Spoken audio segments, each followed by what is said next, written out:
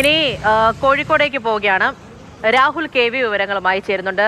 രാഹുൽ, കോഴിക്കോടിന്റെ വിവിധ ഇടങ്ങളിൽ ഇപ്പോഴും ചിലയിടങ്ങളിലൊക്കെ മഴ പെയ്യുന്നുണ്ട് എന്നാണ് മനസ്സിലാക്കുന്നത്. എന്തായാലും കഴിഞ്ഞ ദിവസം കണ്ടതുപോലെ ഒരു അവസ്ഥയാണോ?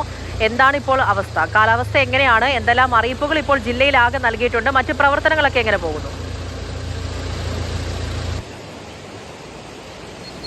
പൂജ, ഗുഡ് മോർണിംഗ്. അതിതീവ്ര മഴ പെയ്യുമെന്നുള്ള മുന്നറിയിപ്പാണ് നൽകിയിട്ടുള്ളത്. അങ്ങനെ ആ നൽകിയ മുന്നറിയിപ്പിന്റെ അടിസ്ഥാനത്തിൽ മഴ പെയ്തു കഴിഞ്ഞാൽ കാര്യങ്ങൾ വളരെ ദുസ്സഹമാകും. അങ്ങനെ നോക്കിക്കഴിഞ്ഞാൽ ഉൾക്കൊള്ളാൻ കഴിയുന്ന ഒരു അവസ്ഥയാകില്ല കോഴിക്കോട് ജില്ലയെ സംബന്ധിച്ച് ഉണ്ടാവുക എന്ന കാര്യത്തിൽ യാതൊരു സംശയമില്ല.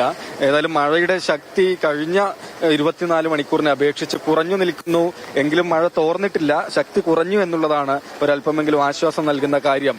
എങ്കിലും ഈ താഴ്ന്ന ഭാഗത്തൊക്കെ വെള്ളക്കെട്ട് ഇപ്പോഴും രൂക്ഷമായി തുടരുകയാണ്. വെള്ളം കയറിയ ഇടങ്ങളിൽ നിന്ന് വെള്ളം ഇറങ്ങിപ്പോയിട്ടില്ല. നമ്മളിപ്പോഴും ഉള്ളത് കോഴിക്കോട് നഗരത്തിൽ തന്നെ പാലാഴിയിലാണ്. ഇവിടെ വലിയ അളവിൽ തന്നെ അരികിലായുള്ള വീടുകളിലുമൊക്കെ വെള്ളം കയറി നിൽക്കുന്ന ഒരു അവസ്ഥയാണ്. ഇരുചക്ര വാഹനങ്ങളൊക്കെ പോകുന്നത് വളരെ കഷ്ടപ്പെട്ടുകൊണ്ടാണ്. അപ്പം അരികിലുള്ള കടകളിലൊക്കെ തന്നെ വെള്ളം കയറുകയും ചെയ്തിട്ടുണ്ട്. പരമാവധി കച്ചവടക്കാർ അവരുടെ സാധനങ്ങളൊക്കെ എടുത്ത് ഉയർത്തി വയ്ക്കുകയാണ് ചെയ്തിട്ടുള്ളത്.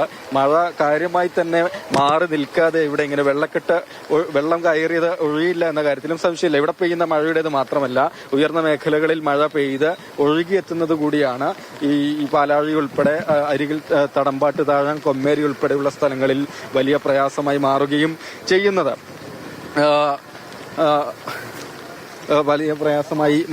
ചെയ്തിട്ടുള്ളത്. ഒപ്പം തന്നെ ജില്ലയിലെ ഒരു പൊതുസ്ഥിതി പരിശോധിക്കുന്ന സമയത്ത് താമരശ്ശേരി ചുരത്തിൽ വലിയ വാഹനങ്ങൾക്ക് ഗതാഗത നിയന്ത്രണം ഏർപ്പെടുത്തി എന്നുള്ളതാണ്.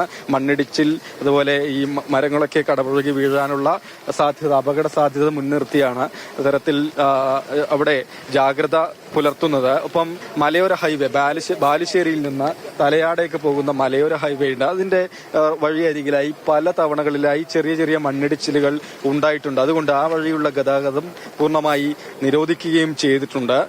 ഏതായാലും വലിയ ജാഗ്രത തന്നെ തുടരുന്നുണ്ട്. ജില്ലയിലുടനീളം ക്യാമ്പുകൾ, ദുരിതാശ്വാസ ക്യാമ്പുകൾ തുറന്നിട്ടുണ്ട്. 10ലധികം ക്യാമ്പുകളാണ് ഇതിനകം തന്നെ പ്രവർത്തിക്കുകയും ചെയ്യുന്നത്.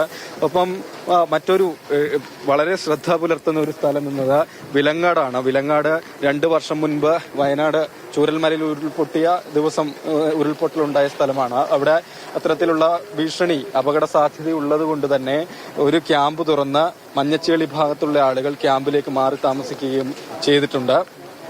എല്ലാ താലൂക്കുകളിൽ ഏതായാലും ക്യാമ്പുകൾ ഉണ്ട് എന്നത് തന്നെയാണ് പൊതുവെ ഉള്ളൊരു അവസ്ഥ എന്ന് പറയുന്നത്. മഴയുടെ ശക്തി കുറയും എന്ന പ്രതീക്ഷയിലാണ് നാട്ടുകാരുള്ളത്. നമുക്ക് ഇവിടെ ഉള്ളവരോടൊക്കെ കാര്യങ്ങൾ ചോദിച്ചു നോക്കാം.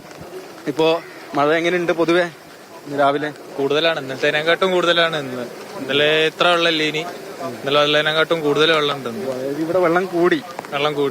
ഇന്നലെ ഇത്ര ഇല്ലായിരുന്നു, കുറവായിരുന്നു. രാത്രി പെയ്ത മഴയിലാണ് ഇവിടെ നല്ലോണം വെള്ളം കൂടിയിട്ടുണ്ട്. ഒരുപാട് വീടുകളിലും വെള്ളം ഉണ്ടാവും അല്ലേ? ഒരുപാട് വീടുകളിലും. ഇവിടെ നോക്കുക കുറെ താഴ്ന്ന പ്രദേശങ്ങളാണ് ഇവിടേക്ക്. പിന്നെ അവിടെ പുഴമ്പുറത്തറ ഭാഗമുണ്ട്, ഇവിടെ കുറെ താഴ്ന്ന പ്രദേശങ്ങൾ, അവിടെയൊക്കെ വീട്ടിൽ വെള്ളം കയറിയിട്ടുണ്ട്. ഇവിടുന്ന് ആളുകൾ മാറി താമസിക്കുക അങ്ങനെ എന്തെങ്കിലുമൊക്കെ ഉണ്ടോ? മാറി അവിടേക്കുള്ള ഇവിടുന്നൊക്കെ അതൊക്കെ മാറി താമസിക്കലുണ്ട്. കാരണം എല്ലാ കൊല്ലവും ഉണ്ടാവുന്നതാണിത്. ഇപ്പോ തന്നെ പരിപാടി, എല്ലാ കൊല്ലവും മാറി താമസിക്കും. പെട്ടെന്നാണ് അല്ലേ മഴ പെയ്ത് പെട്ടെന്ന് വെള്ളം കയറി. രാവിലെ ഒന്നും വെള്ളമില്ല. രാവിലൊക്കെ വെള്ളം തോട്ടിലൊക്കെ വെള്ളം പൊന്തി അല്ലാണ്ട് ഒരു 10 മണി ആ ടൈം ആകുമ്പോഴത്തേക്ക് വെള്ളം നല്ലോണം കൂടി. പിന്നെ വൈകുന്നേരം ആകുമ്പോഴത്തേക്കും നല്ല വെള്ളം കൂടി. ഇന്ന് രാവിലെ ആകുമ്പോഴത്തേക്ക് നല്ല വെള്ളം കയറിയിട്ടുണ്ട്. ഈ ഉയർന്ന ഭാഗങ്ങളിൽ പെയ്ത മഴയുടെ വെള്ളം കൂടി ആയിരിക്കണല്ലേ? പൊതുവെ മഴ കുറച്ച് കുറഞ്ഞ പോലെ തോന്നുന്നു. ഇന്ന് രാവിലെ കുറച്ച് കുറവാണ്. ഇനിയിപ്പോ എങ്ങനെ അറിയില്ല, ഇനിയും പെയ്താല് ഇതിലും കൂടും. എന്നാലും ഇനിയും പെയ്തു കഴിഞ്ഞാൽ വലിയ പ്രയാസത്തിലേക്ക് പോകുമെന്ന കാര്യത്തിൽ സംശയമില്ല. നാട്ടുകാർ ഓരോരുത്തരും ഈ വെള്ളക്കെട്ടിന്റെ അളവും മഴയുടെ തോതുമൊക്കെ നോക്കിക്കൊണ്ട് 2018 പ്രളയ സമാന സാഹചര്യമെന്നാണ് പൊതുവെ വിലയിരുത്തുകയും ചെയ്യുന്നത്.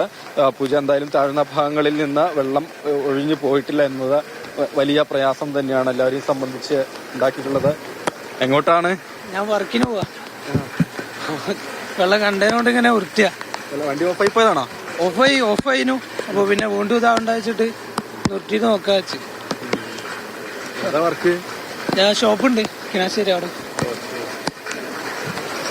രാവിലെ ജോലിക്ക് പോകുന്നതാണ്. വെള്ളത്തിൽ സ്കൂട്ടർ ഓഫായി പോയി, അത് തള്ളിക്കൊണ്ടുപോവുകയാണ്. അപ്പൊ നമ്മള് കണ്ടില്ലേ ഒരു നായ വെള്ളത്തിലൂടെ പോകുന്നതിന്റെ ദൃശ്യങ്ങൾ കൂടിയാണ്. അങ്ങനെ എല്ലാവരെയും, എല്ലാ ജീവജാലങ്ങളെയും സംബന്ധിച്ച് എല്ലാവരെയും സംബന്ധിച്ച് വലിയ പ്രയാസമാണ് ഈ പെട്ടെന്ന് പെയ്ത എത്രയും ശക്തമായ മഴ ഉണ്ടാക്കിയിട്ടുള്ളത്. ശരി, കോഴിക്കോട് പാലാഴിയിൽ നിന്നാണ്. അവിടെ ഇപ്പോഴും വെള്ളക്കെട്ടാണ്. ചിലയിടങ്ങളിലൊക്കെ തന്നെ കോഴിക്കോട് ഉള്ളേരി, കൊയിലാണ്ടി, പേരാമ്പ്ര മേഖലയിലൊക്കെ മഴയുണ്ടായിരുന്നു എന്നൊരു 6:30 സമയത്തോടു കൂടി ഒരു വിവരമുണ്ടായിരുന്നു.